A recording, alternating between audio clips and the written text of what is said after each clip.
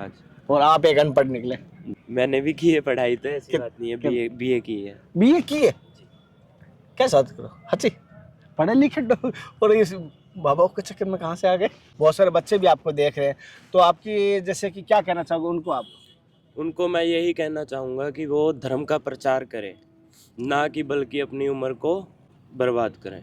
अच्छा जी। जैसे कहना नहीं चाहिए, आपके सामने बहुत सारी स्त्री आएगी, कोई सुंदर स्त्री आ जाएगी, तो आपके ऐसा नहीं होगा बाद में मैं शादी करने की सोच रहा हूँ, अभी तक आप बता दीजिए कोई ऐसा ही नहीं, ऐसी हमारी कोई इच्छा नहीं है कि हम बाद में शादी कर लेंगे या इस भगवा वस्त्र को त्याग देंगे। ऐसा तो नहीं हुआ? बात सही पूछा, बुरा मत माना। किसी संत ने आपको बहला दिया, कुछ खिला के आपने बस में कर लिया, या कोई ऐसा बहकावा दिया, ऐसा तो नहीं हुआ? नहीं, ऐसा ऐसी कोई भी बात नहीं है।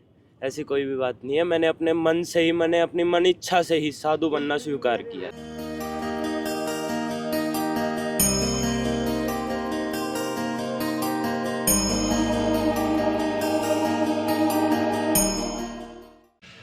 राधे राधे, हर हर महादेव, जय गुरुदेव। साथियों, जैसे कि धर्म की यात्रा में लगातार संतों का दर्शन कर रहा हूँ, प्रयागराज महाकुंभ में जो संत आ रहे हैं उनके दर्शन करा रहा हूँ, क्योंकि प्रयागराज में आप सबको मेरी याद हो गई होगी, क्योंकि यहाँ पर कंदराओं में, गुफाओं में जो गुप्त संत होते हैं वो यहाँ पर महाकुंभ में आते हैं स्नान के लिए। और साथ साथ ये महाकुंभ एक पर्व के रूप में माना जाता है, हमारे सनातन धर्म का सबसे बड़ा पर्व माना जाता है। और साथ ही साथ ये भी बता देता हूँ, यहाँ महाकुंभ में बहुत सारे संत नए बनते हैं, बहुत सारों का 16 संस्कार होते हैं। अब बहुत सारे ने पूछा संत बनने के लिए क्या पहनना है? संत चोला पहना।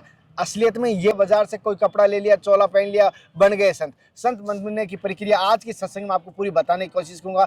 ये संत बन, इस बार इनके 16 संस्कार होंगे, इनके दादा गुरु इनके पास में है, इनसे भी हम सत्संग लेंगे, इनसे भी जानने की होंगी ऐसे ही संत बनते हैं या कोई प्रक्रिया, वो भी ये बताएंगे। क्योंकि जो अनुभवी संत होते हैं वो सही मार्ग देते हैं, उनके पास हमें बैठना चाहिए और सुनना भी चाहिए। पहले तो इन दोनों के प्रणाम करते हैं, फिर आज की सत्संग से आप दोनों गुरु और पोतों को प्रणाम। गुरु जी प्रणाम। नमो। गुरु जी ने क्या नाम दिया आपको? चाणक्यगिरी।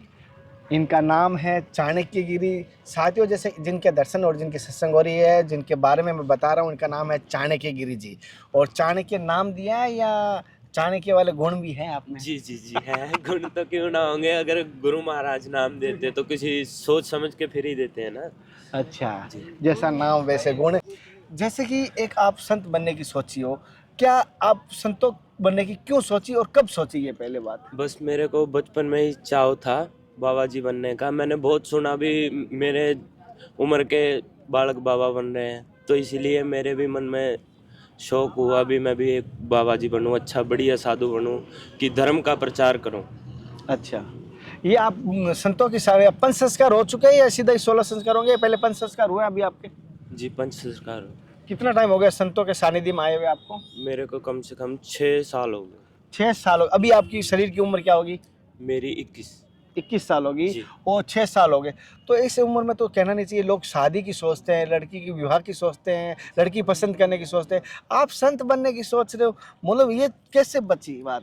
बस ऐसे ही मैंने मोह माया सब छोड़ दिया। छोटी सी उम्र में माँ बाप चले गए, तो हमने छोटी सी उम्र में मैंने सोचा चलो, हमारे कांटेक्ट में थे, तो इसीलिए हमने ये सोचा कि हम साधु ही बने, अच्छा, धर्म का प्रचार करेंगे। मुझे लगता ऐसा तो नहीं है कि किसी ने मारा डांटा घर पर तब आपके नहीं, अक्सर बार मार ले, कोई इज्जत नहीं करा तब साधु बन जाता हूँ, इज्जत बहुत मिलेगी, पैर बहुत पकड़ेंगे, ऐसा नहीं? नहीं, ऐसा बिल्कुल नहीं है।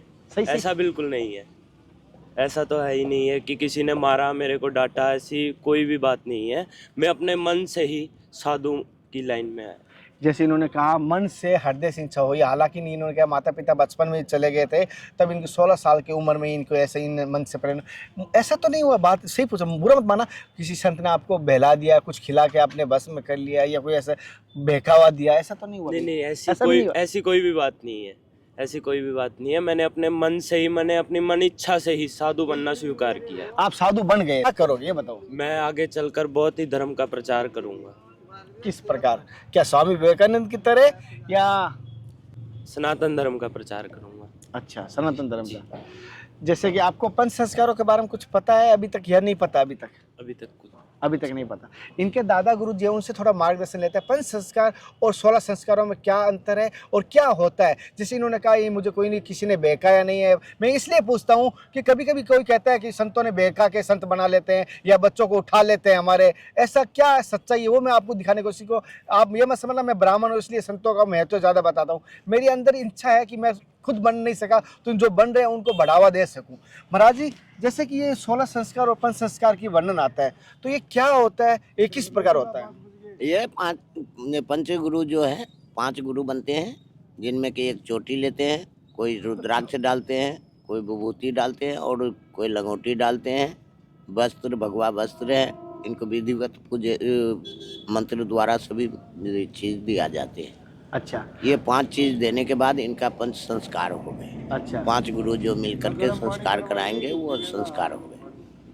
अच्छा, जैसे कहते हैं गुरु जी 16 संस्कार कहते हैं, तो वो 16 संस्कार नहीं होते हैं, 16 जो है पिंड दान देते हैं मैंने सभी। अच्छा, पंच संस्कार होते हैं, 16 पिंड दान होते हैं। पिंड दान होते हैं। कौन कौन से 16 होते हैं? पिंड दान जो कि 15 तो कुल की दे देते हैं, 16वां खुद की पिंड दान करवा देते हैं कि बेटा ना तेरे लिए कोई जिंदा है ना तू किसी के लिए जिंदा है। अब ये तेरा जिंदगी है, सनातन धर्म की प्रचार करो और सनातन धर्म चलाओ।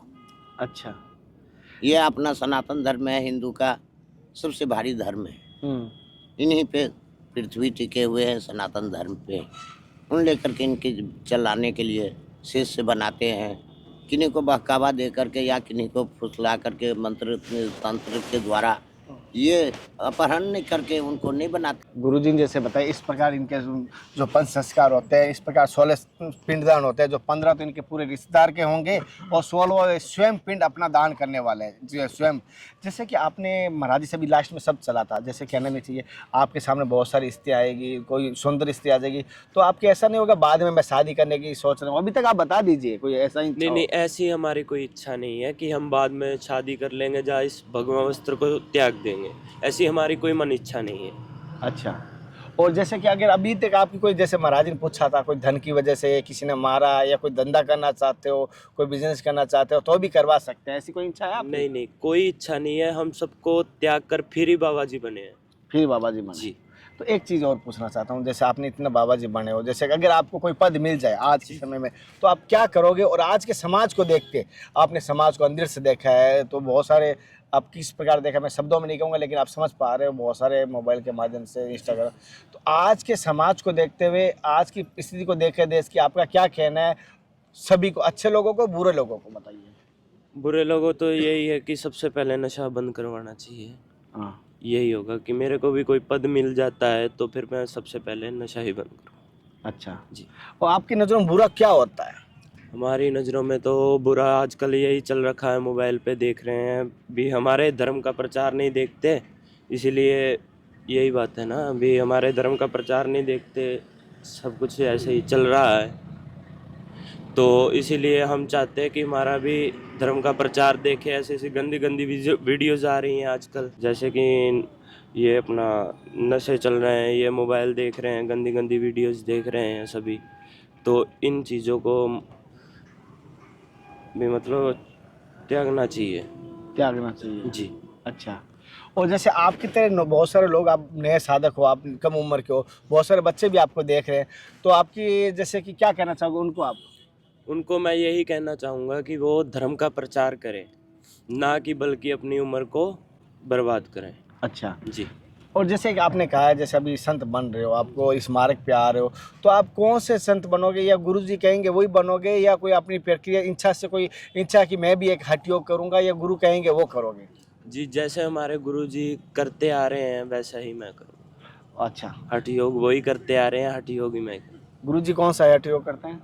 उन्होंने जैसे कि पिछले साल की थी अग्नि तपस्या। अग्नि तपस्या की जी। थी। अच्छा अच्छा, और आप भी इच्छा रखी हो? हाँ, मैंने भी की है, तपस्या की है, ऐसी बात नहीं कि साधु बन गया तो कुछ नहीं किया। अभी अपने पूरी उम्र में मैंने भी एक जलधारा तपस्या की थी राजस्थान में। कहाँ पर की? राजस्थान में? राजस्थान में अपने विक्रमादित्य नगरी। हाँ, जी, उस गांव में मैंने जलधारा तपस्या की थी। जलधारा। जी।